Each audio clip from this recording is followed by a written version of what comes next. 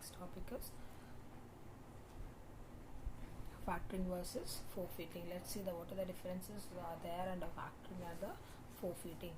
Factoring is always used as a tool for short-term financing, whereas the forfeiting is for medium-term financing as a fixed rate of interest. Here, under factoring, they are going to involve only under short-term financing, but where in the case of forfeiting, they are going to take a medium-term financing at a fixed rate of interest. So there is no change for the interest rate. So fixed rate of interest they are going to follow, and they are going to make the things.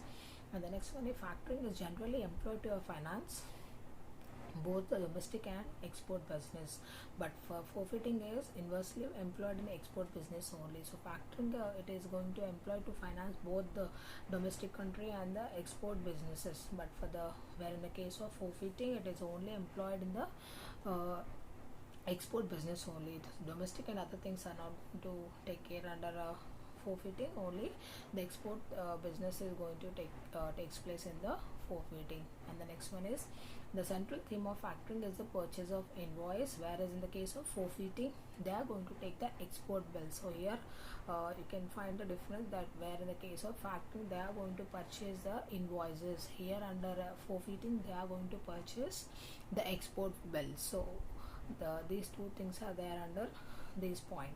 Next, the factoring is much broader in the sense it includes the administration of sales ledger, assumptions of credit risk, recovery of debts, and rendering of consultancy services. So now under factoring these things are going to be involved, that is sales ledger, credit risk, and recovery of the debts and consultancy services. But where in the case of forfeiting aspects that only the particular export bills are going to be involved, so no other things are going to be involved. Under forfeiting only the export bill is going to be involved in this.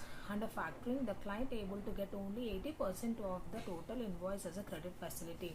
So here the client is going to get 80% of the credit facility, but in the case of forfeiting he is going to get 100% of the contract value. So here 100% credit facility under forfeiting is going to get, but where in the case of factoring 80% of the credit facility he is going to get as a client here.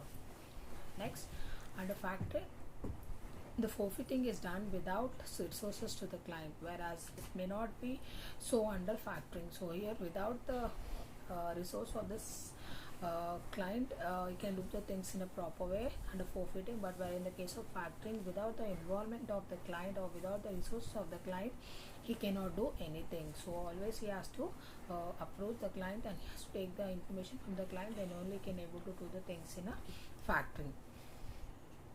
The bill under forfeiting may be held by the forfeited till the due date, or they can be sold in the secondary market or in or any investor for cash. So under forfeiting here even option of till the due date, or they can be sold in the secondary market. So once he'll get the amount or the credit amount from the people, he can sold that things into the secondary market or to the investor by cash.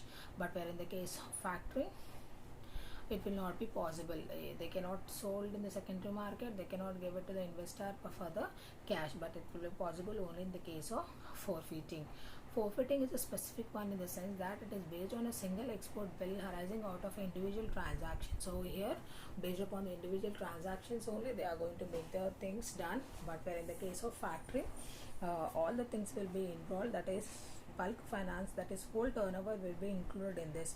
But where in the case of forfeiting only individual transactions will be taken care into account and they are going to make the things. But where in the case of factoring the whole or the total turnover will be included and the bulk finance is provided against a number of unpaid invoices. So these are the things which are involved in the difference between the factoring and the forfeiting. The advantages I'm going to continue in the next video.